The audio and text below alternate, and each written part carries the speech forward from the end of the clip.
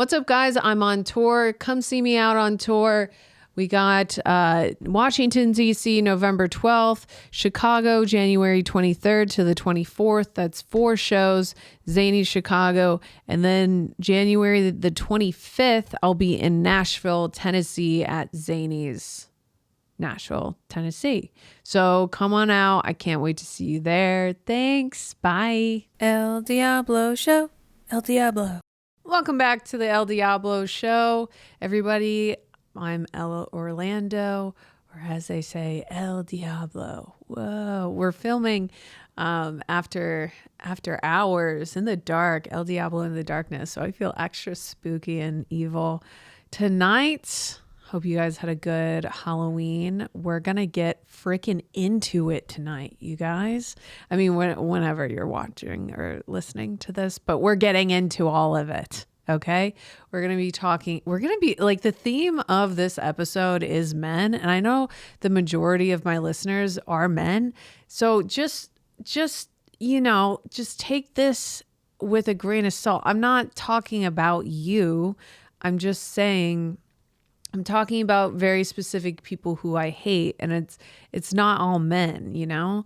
And why don't you take maybe a lesson or so, you know, or just, every day you learn something new every day. You don't know, maybe you can apply this to your own life, or maybe you're perfect. I don't know. You never know. I can't really do this. Maybe I can do an episode where I just shit on women. I'm not shitting on men the whole time, but we're going to get into, we're going to talk about voting, I guess. I voted today, Mom Donnie. We're going to just do a little update, life update, Halloween stuff.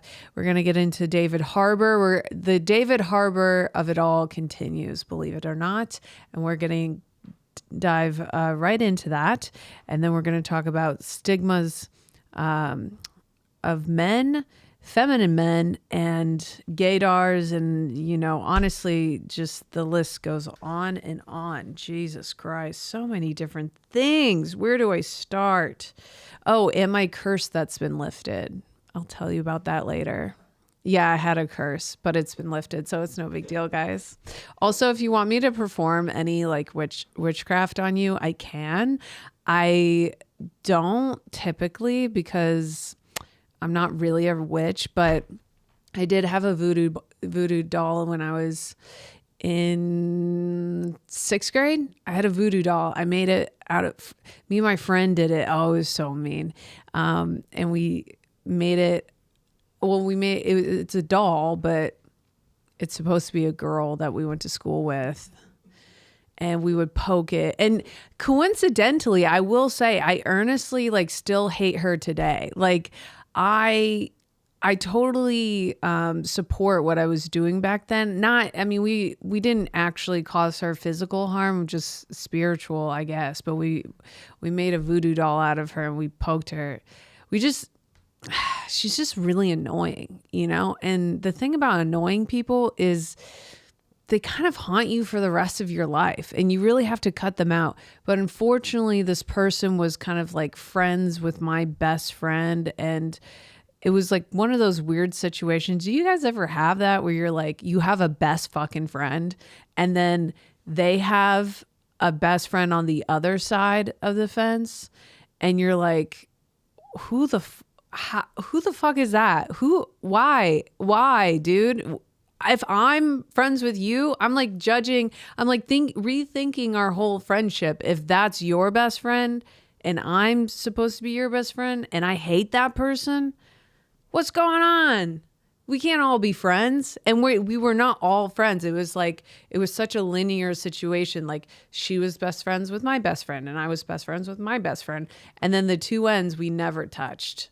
Because, I think we tried here and there and again, but I don't know. I think what it is when you become friends with empathetic people who have high tolerance for annoyance, and they care about other people. And when you're friends with good people, they're going to attract a lot of people. That's the problem when you pick good friends. They attract, and they don't even care. They'll be friends with a fucking Joe Schmo off the street, and you're like, it makes you feel like garbage, even though you know you're a high tier friend. I'm a high tier friend, but my friends, it's like they have no standards.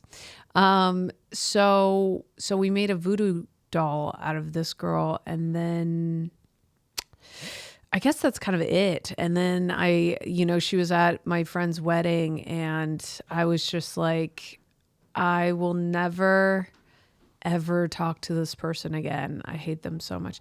And respectfully, it's not like I want anything bad to happen. I don't wish anything of that sort. But all that to say, I've also dabbled in Ouija boards from here and now and again. So if you need that, just let me know.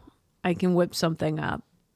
I'm not like a witch. I'm not like a Etsy witch. There are Etsy witches. I do want to try an Etsy witch just to see the experience, but it's likely just burning your money on fire. There's something about lighting your money on fire in the middle of a pandemic. Let's see what one of these says. This is an Etsy witch.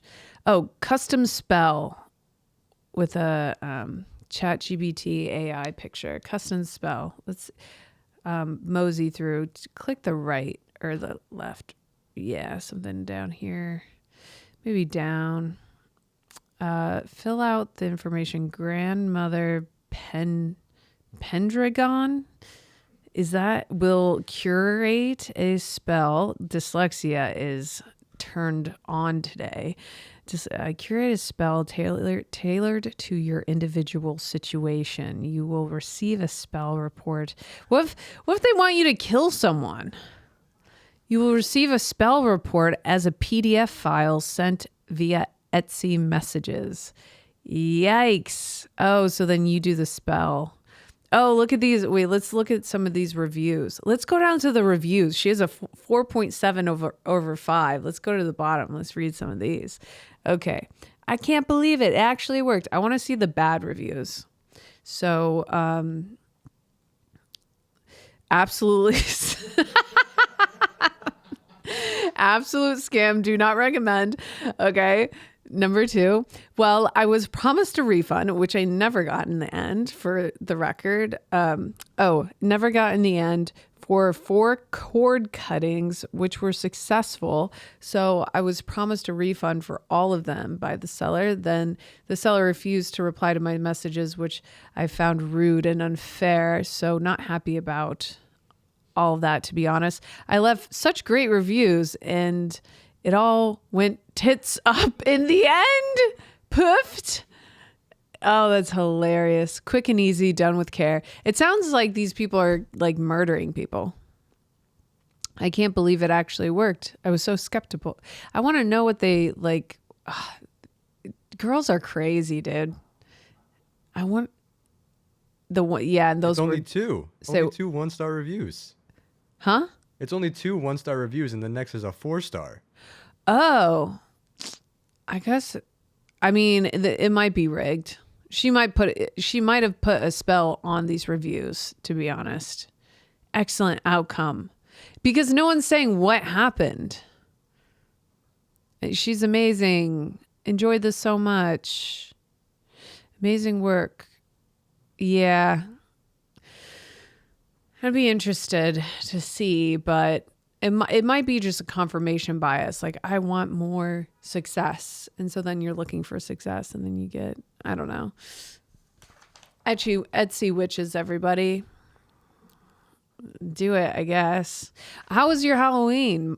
My Halloween was good. I was sober during my Halloween.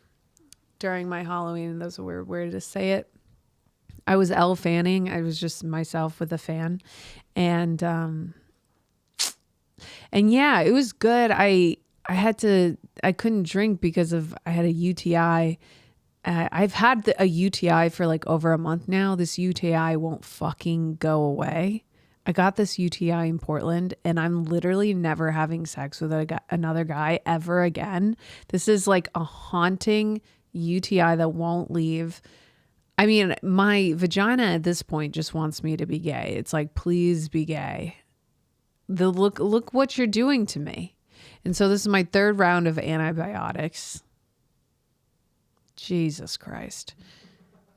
Third round. I'm not even sure if humans are supposed to take this much antibiotics. I'm kind of terrified. I called the doctor and the doctor was like, yeah, it's cool if you just keep taking the antibiotics. And I'm like, dude, doctors are crazy, man. You can't trust any of them. And then I called them back again just to be like, are you sure? And then there was a new, because it's urgent care. This doctor was an asshole to me. I was telling him the whole situation. He started talking over me and I was like, excuse me, can I finish? And he got so pissed. And then when I finished, I stopped talking and he's like, are you finished? I'm sorry. Where do you live? I'm bringing a gun. Fuck you. What? And I was like, yeah, when I'm done speaking, that's a good sign that I'm finished speaking. So now we're on the fight. We're on the phone and we're fighting and he's telling me to stop the antibiotics. And now I'm like, I'm not doing what you say. You want me dead because I told you to stop speaking over me, which historically, by the way, male urgent care doctors are so fucking rude to me. And I don't know why. Maybe because they're like on the JV team of doctors and they're just pissed about it because everyone knows nobody respects them. And so they just want to talk down and abuse and just be like fucking dicks to women. But urgent care is not where it's at. So Halloween was good. I was sober and it was actually kind of hard to be sober on Halloween because everyone's drinking and you're like, I want to drink. I want to get fucking, and I looked hot and I'm like, what's the point of being hot and conscious? You know, I want to be unconscious. I want to be like, I want to be like sloppy and just woo, you know, tits over here, tits over there, tits everywhere. Woo. It was cool. And then at some point, Shane Gillis showed up and love Shane. I don't know him personally, but I hate when like famous comics randomly pop up somewhere because then everyone's like, trying to talk to Shane, being so annoying, being so like cringy and just like being a kiss ass, and it changes the vibe. But all that to say, I do like Shane apart from that. Anyways, guys, right now, right this second, today, actually, I voted for mayor of New York City and I almost broke the whole system. I don't know why I was in the mood to, do you guys ever, are you guys ever in the mood to lie and then you lie to everyone? Like I was walking past this woman and she's like, did you vote today? And I was like, yeah, I didn't. And then I walk a couple steps and I'm like, oh, maybe I should go vote. Because I just lied about it. And then she literally watched me go into the place to go vote. And then I go, and then the voter people are like, what's the first 3 letters of your last name? And I kind of stumbled on that. And they're like, are you okay? And I'm like, yeah, I'm just kind of nervous. I never have voted before. That's a lie.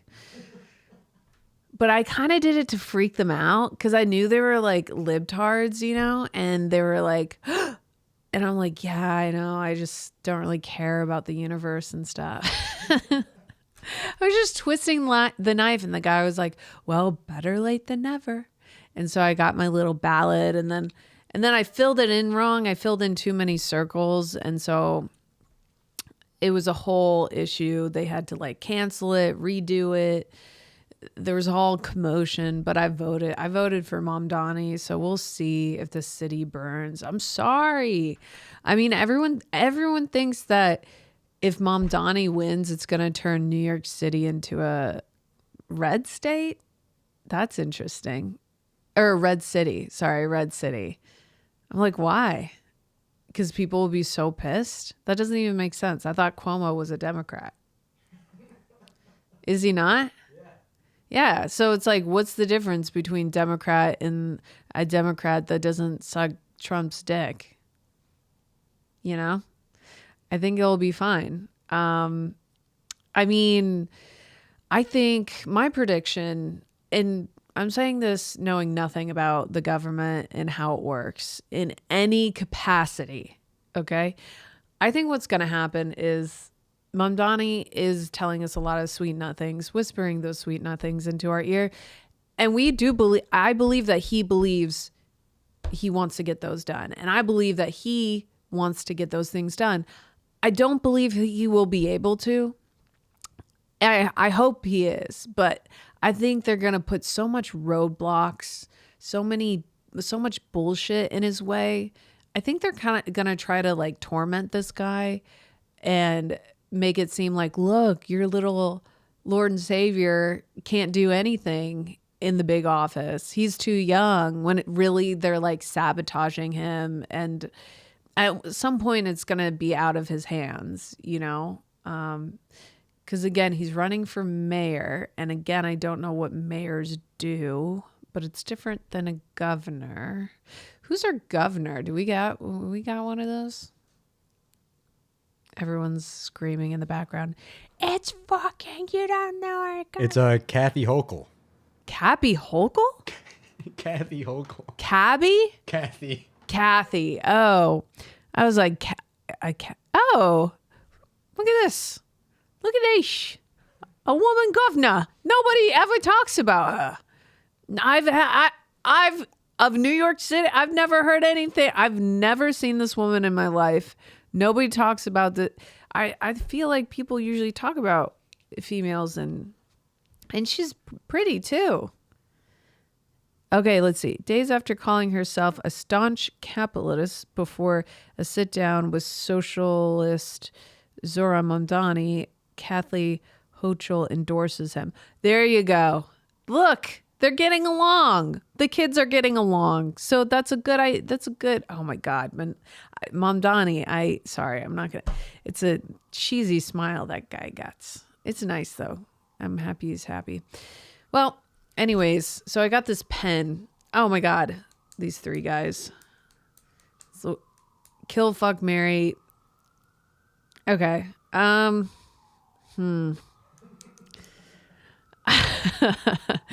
gonna have to fuck Saskatchewan. Is that, what's his name? Oh, it's Silwa. Curtis. I'm gonna fuck Curtis, marry Mamdani, and kill that guy, Cuomo. Look at that. Oh my God. He has seen some titties. He has seen Cuomo. You can tell in his eyes. They're like burnt out. They're all porned out, you know? But yeah, I got this pen from voting, and you can get a sticker and a pen. And I got a sticker and a pen, but I didn't put the sticker on because I feel like there's two types of people. And I feel like the libtards that social signal are the ones that do the I voted sticker. Look, I just voted. And I kind of hate everyone who wears a sticker all day. It's like nobody cares. Everybody cares, but it's like, you're just, I mean, we get it. I just hate, it's like the same thing as someone, you know, doing a good deed and posting about it online. It's like, we get it. You're a good person. You're only a good person when it comes to like showing it off. I did something great and I never told anyone about it. I helped a blind grandpa in Italy cross the street, and I've never told anyone. I've kept that to myself. I've never even said it on a podcast. So kind of cool of me. It was a busy street too. If my arm slipped for a second, that guy would have been done. His life was fully in my hands. In my ojos. I don't know hands in Italian. So let's get into this David Harbour business, because there's a lot of things to talk about. I didn't realize how long I'd be ranting and raving and all that stuff.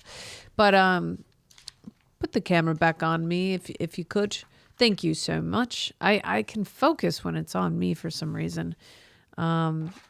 But David Harbour, you guys, David Harbour, Millie Bobby Brown has filed a bullying and harassment claim against David Harbour, our boy, our big boy with the big pony. I think he's actually bald now. I'm thinking. I don't really know, but it's unknown what is in these files per se. They're not saying anything specifically, but it did note that there are pages of documents of harassment and bullying, and that is insane to me. Pages. You guys, a page is a lot. A page is a lot. Half a page of complaints. He raped me is one sentence. So I'm not saying that happened. I'm just saying if you think about in retrospect how many complaints can be in a page. He raped me is one sentence. I mean, I'm sure he did other things. He plays her dad in the movie, and I guess he's trying to play her dad in real life. So I guess he's just bossing her around. She doesn't like it. And that show is about to go down the drain because the 5th and final season is about to release, and Netflix is scrambling and everybody's freaking out. A lot of people have been looking into David's past as well, because he has this little David guy. He has also what I learned. So he has an ex that killed herself, which is so horrible and interesting because he met this ex. It was 2019. So he met this ex at a treatment center because he's an alcoholic. He's been sober for like years. And when I learned that, I was like, oh my God, of course he's a sex addict. No offense, but like almost all, and this is only my experience with men. I don't know about women. Almost all alcoholics, I feel like, male alcoholics turn into sex addicts because they still need something and they're not like doing drugs or alcohol or whatever. And then they just turn into sex addicts. Anyways, meet this girl at a treatment center. She's staying with him. She's living with him. They're dating. And then while he's at a movie premiere, she jumps out of his window, out of his apartment in the East Village, falls to her death. That's crazy. That's crazy. What did he do? What did he say? He probably just broke up with her or something. I mean, I'm sure he was shooken up about it, but like, God damn.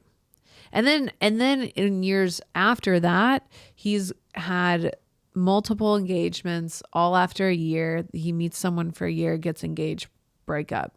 He meets someone for a year, gets engaged, break up. And then Lily Allen happened. Torturous. And I think the reason why they even got married is because they met, got engaged quickly, and then was married, and then was, I don't know, it was just a hellhole, I guess. She was just hanging on for dear life. Oh my God, who is this? Is this the girl that died? Here's what actually happened to the woman who died in David Harbour's New York apartment. Oh. Okay, let's debunk some facts here. Okay, so right. And we are reading. Okay, so on September 15th, 2015, a 29-year-old woman jumped from David's Manhattan home and died on impact. Yikes. I've always wondered, like, because you hear people jumping off of buildings all the time. I wonder if they regret it at all, or like if they black out, or like what happens. Can you Google like what happens if you jump off a building, like psychologically? Because my theory is that you might black out in fear, or are you excited, or psychologically a person jumping off from a building is an act of suicide. Yes, we understand. Stemming from the vitality rate, obviously. I mean, what's going on I guess it's case by case. Either they're excited for it or they're like, damn it, I got myself. Anyways, let's go back to this lady. So she jumps. The woman who was identified was Kristen Croft, had been staying at the 50-year-old's home while he was promoting a film in Canada. A suicide note was found at the scene, and at the time, David described how he was trying to help the woman get back on her feet. She was in the shelter system. I was trying to help her out. Okay. Oh.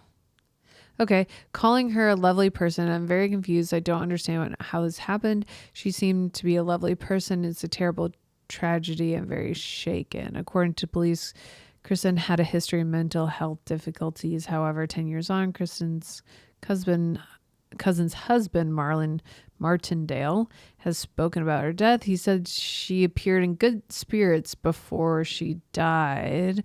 She spoke of her friend who had a nice apartment in Manhattan. Oh, they were friends. Friend who had a nice apartment in Manhattan who was an actor. She mentioned she'd been hanging out there and sometimes staying overnight when they went out late. Oh, so they were hooking up? Continuing, he said they were good friends. They do a lot of networking together. He helped her meet people in acting and music. She was friendly, always trying to get her foot in the door with rappers, singers, producers, and directors. And that's how they met through the circle. Marlon also denied that Kristen and David had a relationship. She was a socialite, an event promoter. She just wanted to be seen. I get that. Okay, wait 1 second. Since Kristen's death, David has spoken openly about the struggles with mental health, particularly his bipolar disorder diagnosis. Oh, he's bipolar? Oh, no shit. Jesus Christ. I've definitely been in and out of the system. Also, just pause on this.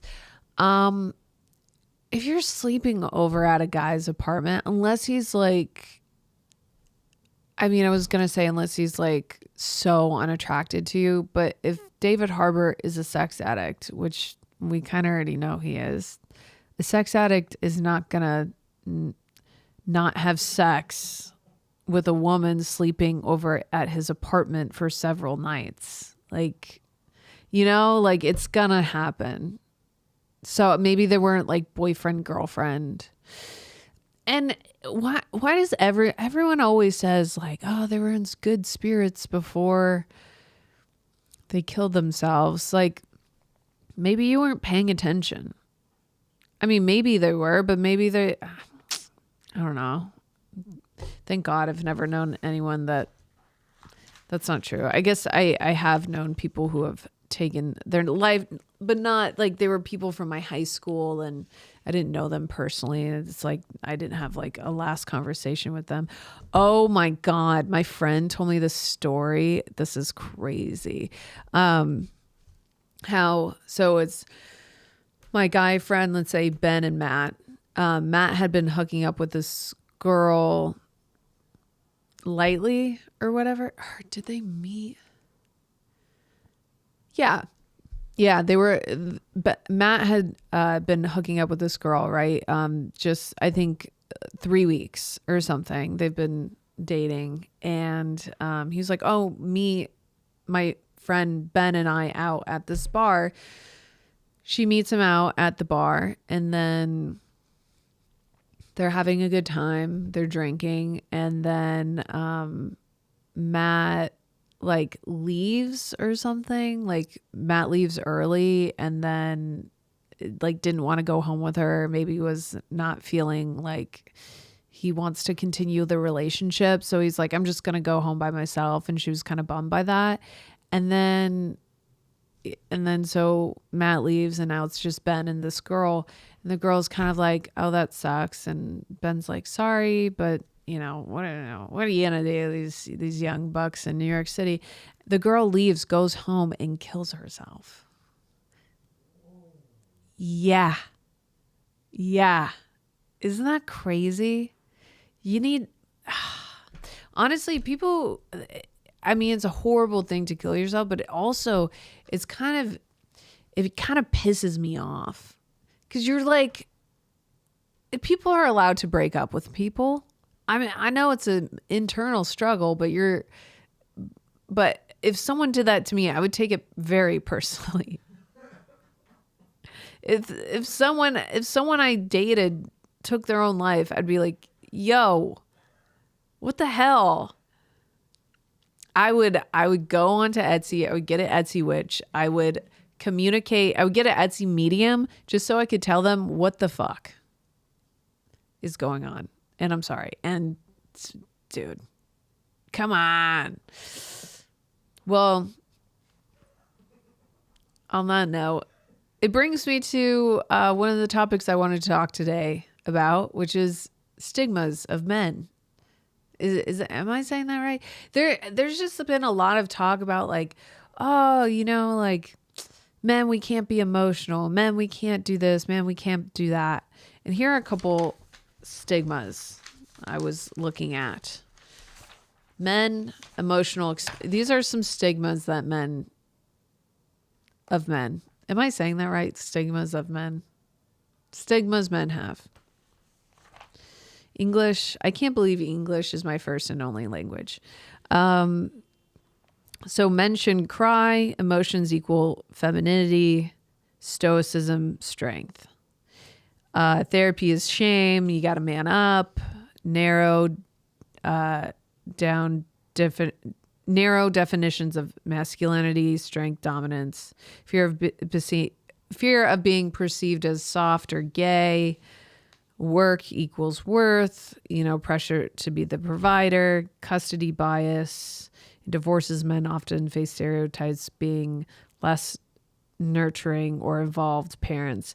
That is not a stereotype. That is real. Men are horrible. They don't do anything. It's not necessarily their fault. It's like society has kind of brought them up this way. We're surprised. I mean, women are surprised if men don't leave them. They're like, yeah, babe, you're doing your best. You're waking up in our house and not leaving. Men can't be victims. Yeah.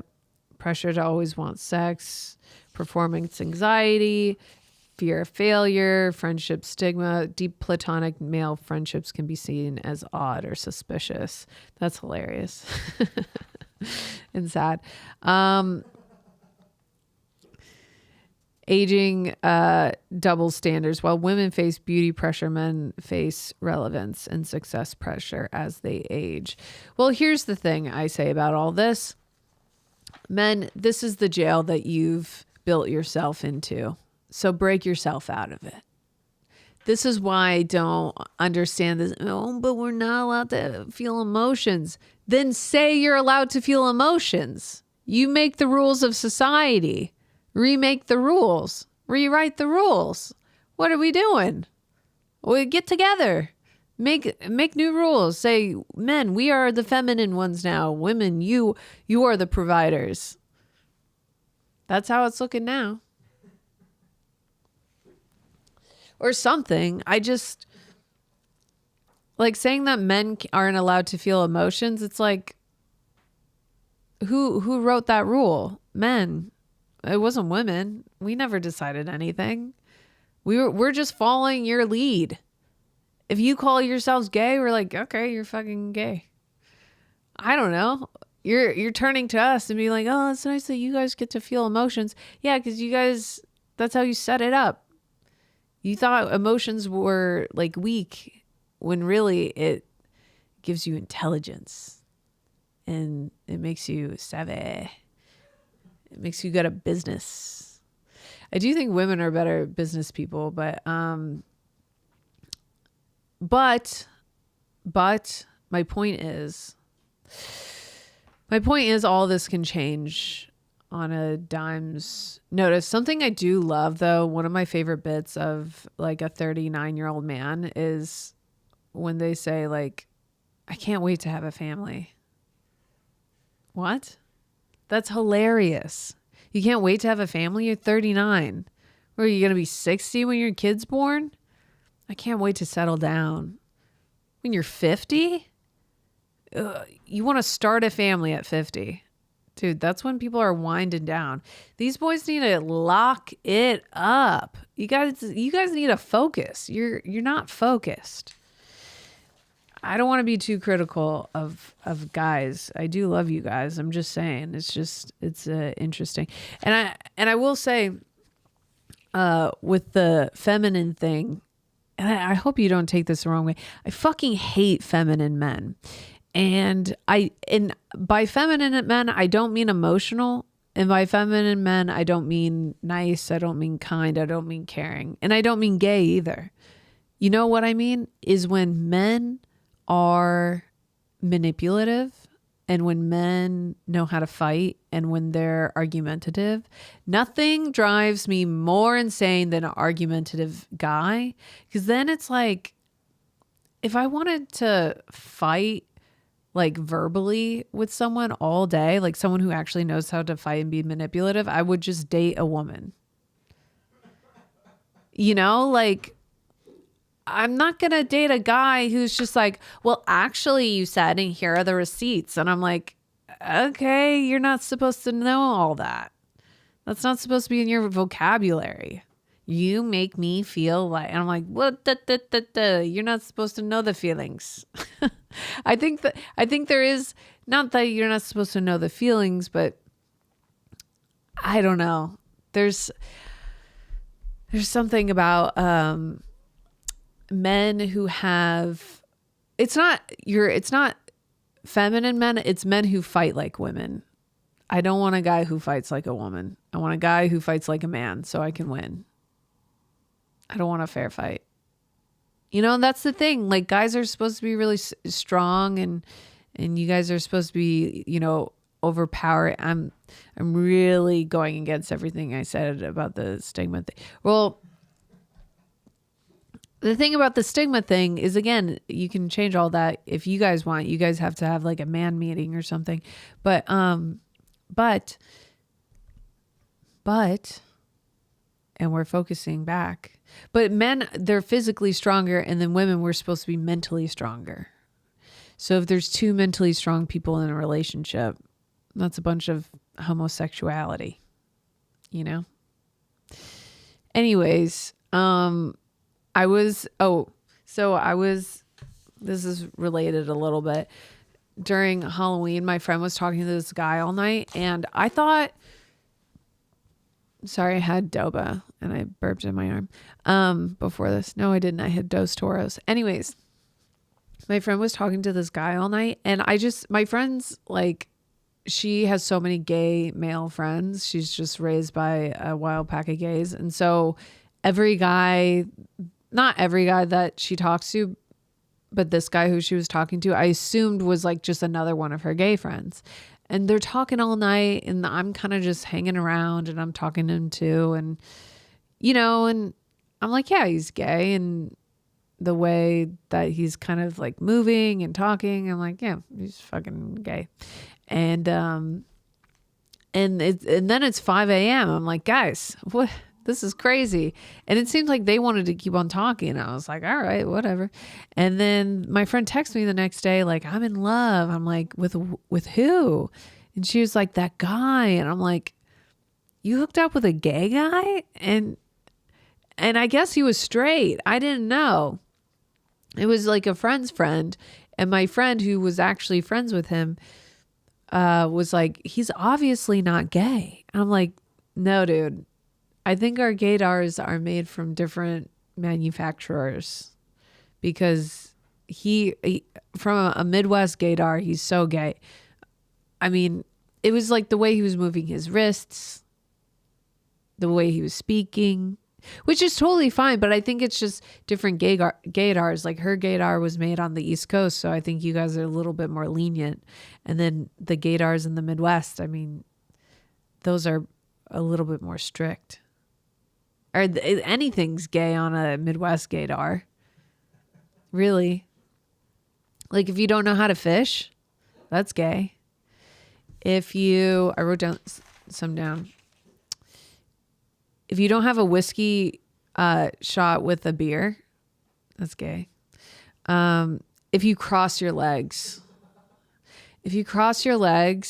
And this one I've learned, I've you know, adapted to New York City lifestyle. I'm a New York City person now. So I don't fully believe all of these, but I'm saying once when I moved to New York, I thought everyone was gay here, at least all the guys. So I had to learn different ways. Okay. So, but when I came here, this is all the stuff I thought was for sure gay. If you say the word sassy at any point in your life, it's just not really a word for a guy, sassy.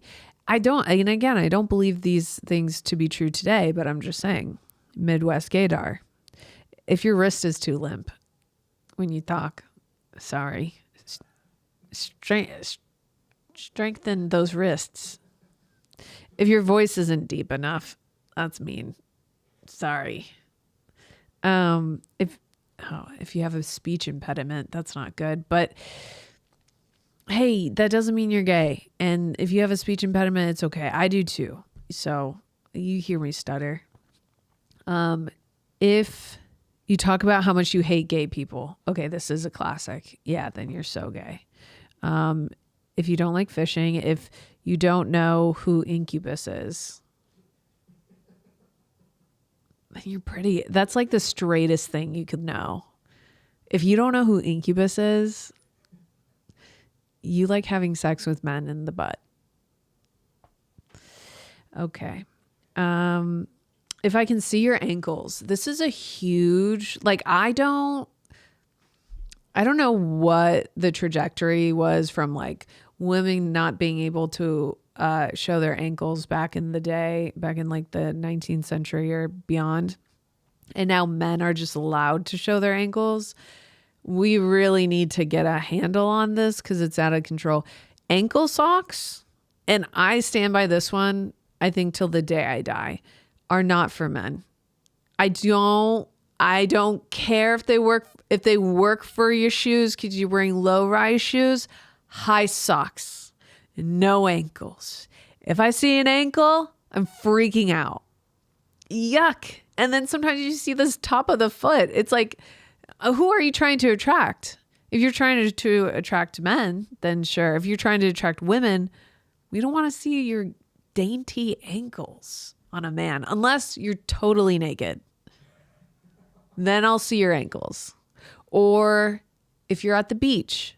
But something about like the mini sock with a man's foot, it's like, why does it have such a little gay sock on? God forbid you have shorts on. Shorts, mini sock, shoe. Oh, low rise shoe, not even high top shoe, no sock. It's a non-negotiable. I'm sorry. You have to do the quarter length minimum. Okay? And you guys figure it out. I don't make the rules. I'm just telling you what God intended. All right. Ankles. If you text in all lowercase, don't even get me started. You can't, or if you text like a girl, by the way, girls, if a guy texts like a girl, he's gonna ruin your life because he has feminine characteristic. He has feminine personality traits. I'm burping in the microphone. If he texts like one in lowercase and then he does a space and then an exclamation mark, that's feminine. That means he knows the way of the female. He knows how to manipulate. He knows how to essentially just play your ass like a violin. So watch out. If he responds to your text too quickly, I'm like, look who doesn't have a job. Jesus Christ. I mean, come on. I had a guy, like he would just, the second I texted him, he texted me back. I'm like, Jesus, do you have nothing to do all day? Nothing. And it is respectful. And I hear the men in the corridors yelling, but I thought women wanted us to respond in a sensible amount of time. Yes, but not 0.002 seconds. That's too quick. Just take a couple breaths, put the phone down, center yourself, then respond. You don't have to, too fast of a response is like, why are you hovering over? Why are you waiting for me? That's not good energy. But that is horny gay men energy, in my opinion. That's like grinder energy. Like, I'm ready at all times to have sex right now. Just say the word and I'm responding immediately. Filtered photos. What? And I honestly, I hate that I'm comparing this, because there's a lot of gay men out there that are above a ton of these, like above a ton of these things that I'm talking about. I guess I'm just saying, if you do these, you're not coming off straight. I don't know if you're gay. I don't know if you're other sexualities. It's not coming off straight. Posed photos. Girls can tell when your hand is posed. Girls can tell if you're sitting in a certain way, trying to a certain angle. We know. I'm just letting you know that we know when we see it and we're like, yuck. Soft hands.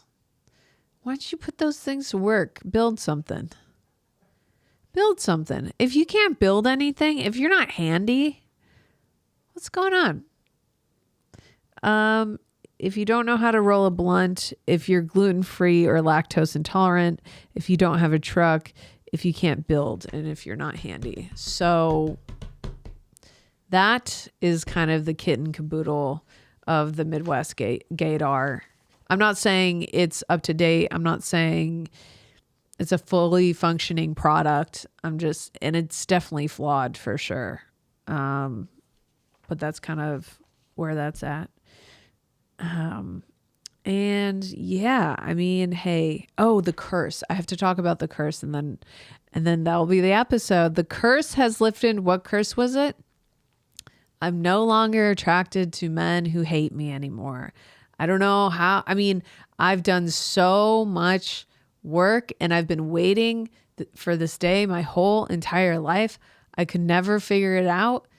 And you can't force it. Your attraction is your attraction.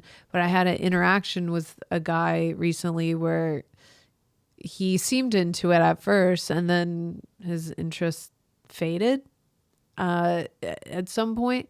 And instead of like chasing him, I was disgusted. I'm like, ew, he's not like obsessed with me. That's gross.